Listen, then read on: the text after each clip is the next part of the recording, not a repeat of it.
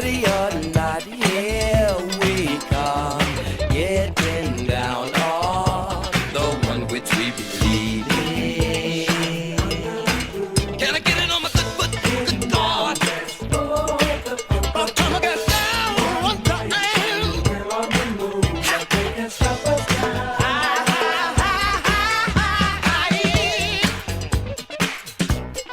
Hey, don't tell me now. What you're fucking for? You don't tell me now.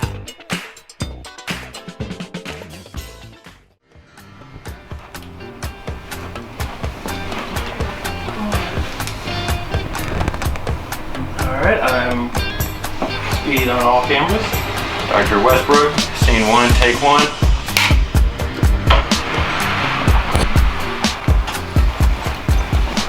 So Dr. Westbrooks, you cut your teeth in the music business at RCA Victor and Capitol and Mercury.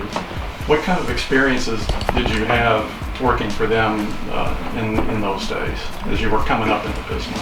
Well, it was an exciting experience from day one. As a matter of fact, when I first entered the management training program at RCA Victor in Des Plaines, Illinois, it was fun from the very beginning, and on throughout my entire 50-year career. It was just enjoyable. I was born and raised in Memphis, Tennessee, which is a music town, but I never had any interest in music at all, none whatsoever. And just a coincidence that I ended up in a management training program at RCA Victor Distributing Corps. And in that training program, I ended up in the record division. And once I started working in the record division, I knew that this was my love.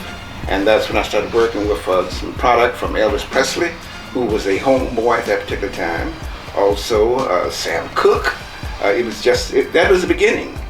And from there, it just exploded. What did you love about the work? Well, number one, I fell in love with music, all kinds of music. And from that management training program at RCA Victor, it meant that I worked with country artists, I worked with classical artists, I worked with black R&B artists. So it just covered everything. And I fell in love with every bit of it. And when I was working as a salesman at Capitol Records, it meant that I went in and out of those different retail outlets. And one music store in particular on the west side of Chicago, which was a classical music store. And I was a salesman for that particular store. And the owner of that store was a lover of classical music. And the things that he taught me, he shared with me about classical music. So I just picked up on every bit of it. I was like a sponge, just absorbing every bit of it. Did you have other mentors like that along the way in those early days? Well, yes, I did. Yes, I did. There was one guy in particular, Bruce Lundvall, at CBS Records in New York. And I would say that he was somewhat of a mentor to me. Also, a guy named Erwin Steinberg, who was the president of Mercury Records. I spent about a year and a half at Mercury. I learned a lot of things from him as well. Was it just your passion for the music that made you good at the job, or were there other things that you were bringing to the table that helped you rise through the industry? Well, it was my passion for music, and I love working with people. And I met so many interesting artists. I mentioned one in particular, Cannonball Adderley, an interesting guy. Another guy that I enjoyed working with, Lou Rawls. I enjoyed working with Santana. I mean, it was just an exciting time. And every artist that I worked with, I enjoyed it. So how did the move to CBS come about? Well, I was working for Mercury Records in Chicago, and I received a call from Clive Davis in New York. And you get a call from Clive Davis, you stop everything. So I flew into New York. I met with Clive Davis and Bruce Lundvall, and they were telling me about what they wanted to do in terms of black music. And once I became convinced that they were serious about what they were doing, I immediately accepted the position. And that was in November of 1970. That's when I started with, of 71 rather, November of 71. That's when I started with CBS Records in New York City. And that really was the beginning of an even more fabulous time and career. So what did Clive Davis want to do? What was his grand plan?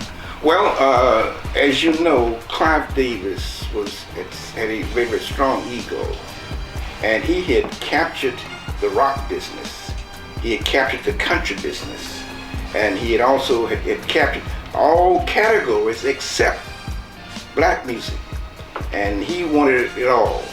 And he was telling me about what they wanted to do in terms of exploiting black music on a national basis. And so I was hired, and that was my mission. My mission was to create a department, a black division, to penetrate the black music business and to dominate it. And that's exactly what we did.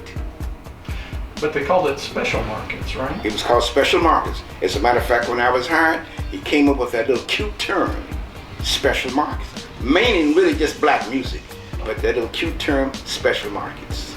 So why didn't they call it black music or urban or R&B or something like that? Well, you got to think in terms of the times. The country really wasn't ready for that term at that particular time, and things evolved, and even said black music. So we started out as the special markets, then we evolved into the black music division, which is what it eventually became. One nation under a roof, getting down just for the funk of it.